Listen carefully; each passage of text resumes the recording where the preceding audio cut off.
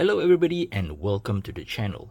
I purchased this watch soon after Your Terrific published his video about this watch. I was never a fan of modern Seiko Astron watches with their complicated dials and huge case sizes. I never even knew this model existed. So after watching Your Terrific's video, I really wanted this watch, even though I knew the watch may be too big for my small wrist. So here we are. Why this watch? It has GPS time sync capability. Living in Malaysia, we never have the luxury of receiving radio signals for atomic timekeeping. So any watch with atomic syncing has little to no function here, but this is different. Instead of relying for radio signals, this watch syncs its time with GPS signals. Yup, the GPS we use for navigation. Yes, this watch connects to satellites. And yes, it's atomic time, international atomic time. So, how does it do that? If the watch is exposed to sunlight, it will try to sync the time with the nearest geosynchronous satellites in the location. Let's say I'm out and about, it will sync the time automatically. Say if I were to drive up north to Thailand, as soon as I step out from the car, the watch would connect to the GPS and syncs its time automatically.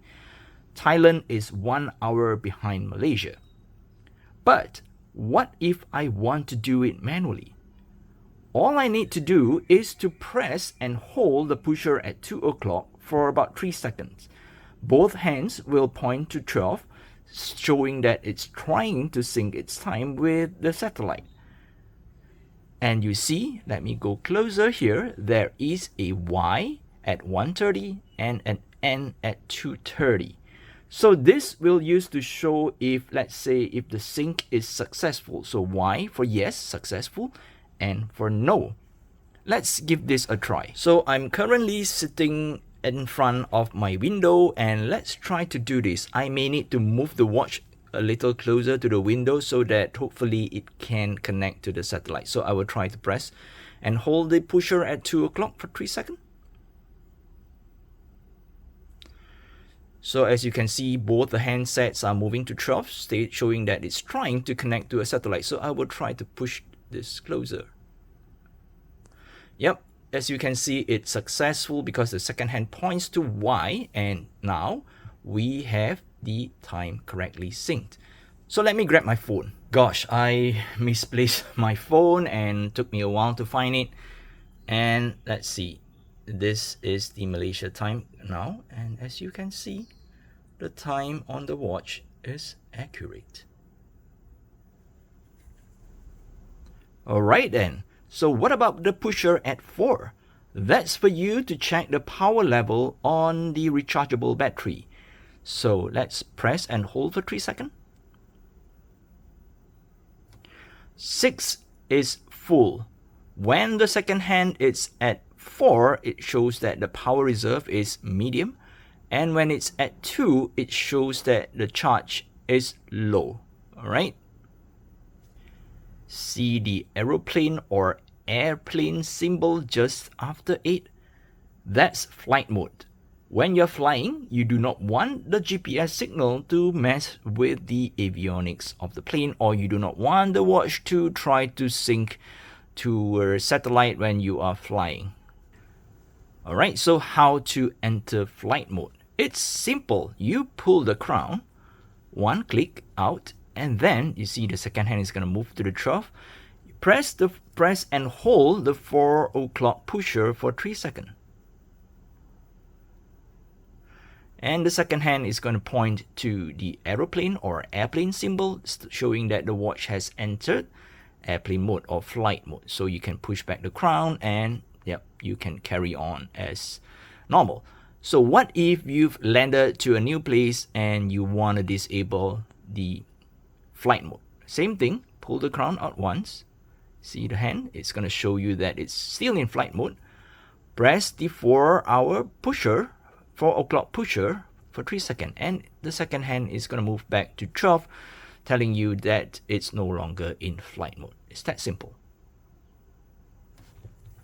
While we are here, before we look at the other specs of the watch, let's see if I can show you guys how we can adjust the time manually if you wanted to. So if you were to put the crown to the first click, you can advance or retard the time in 1 hour increment.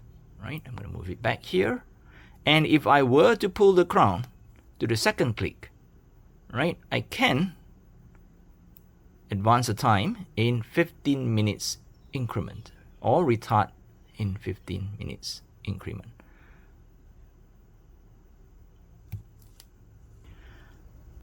The watch adjusts the date automatically between month with 30 or 31 days. It also adjusts for leap year for February.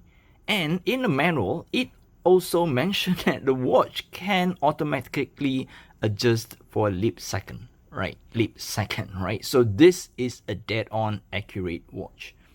And all this is done automatically, right? If you don't have to tamper with it, what you need to do is to make sure that it's exposed to sunlight or artificial light, if you will, and it can connect to a GPS satellite. The watch case and bracelet is made from titanium, and it comes with a black hard coating. How hard? I'm not sure, but I bought this watch used direct from Japan, and there is hardly any scratch on it. It comes with a black ceramic bezel. The watch diameter is 39 millimeters when I measure from 3 to 9.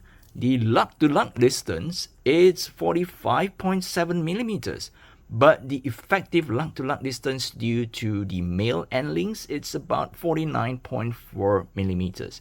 The thickness is 12.3 millimeters, and it comes with a very odd 21 millimeter lug width. The sapphire crystal is 31.5 millimeter in diameter. The anti-reflective coating on that sapphire crystal is just magnificent. Most of the time, I feel like the crystal isn't there unless I want to get it to reflect to some light source.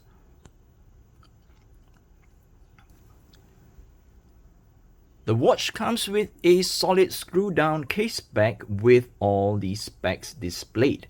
The watch is also rated for 200 meters of water resistance despite lacking a screw-down crown. The watch comes with this black titanium bracelet with some big spacing in between the links. This makes the wear experience a lot more comfortable and breezier for an already lightweight watch. It comes with a on-the-fly micro adjustment position, surprisingly. So you can see here, if I were to, let me hold this right, if I were to push the push button deployant, I can slide this in and out. So the execution is a little flimsy, but I think it is way better than any other Seiko that does not have on-the-fly adjustment. Okay, so this is how the watch looks like when it is slightly dark. As you can see, the lume on the hour markers, they are just okay at best. And the lume on the handsets, even though they have bigger real estate, I wouldn't compare them with any Seiko diver. So at best, they are good to have. This is how the watch look on my 6-inch or 15.2 centimeters wrist. I think it looks big on my average wrist, but given that it is a black watch, a black case with a black bracelet, if you will, it's still manageable, I guess. So why this watch? Well, I always fancy high-tech stuff, and missing out on an atomic timekeeping watch with no sync radio signal where I live, I always wanted to try out a watch that can set its time automatically. Thank you, Bird, for that sound. I'm not sure if you guys can hear that. Sure, we have our phones that could do that, but then again, where is the wow factor? To me, watch collection needs to be fun, and this brings a smile to my face every time I see the watch self-adjust the time. I think this specific model has been discontinued, but there should be plenty available used. I would recommend buying direct from Japan if you are interested to get one for yourself. With that said, that's all for this video. If you're new to the channel, please help to subscribe to the channel. It really helps me a lot. Till then, I will catch you guys in the next video. Take care, stay safe, and bye.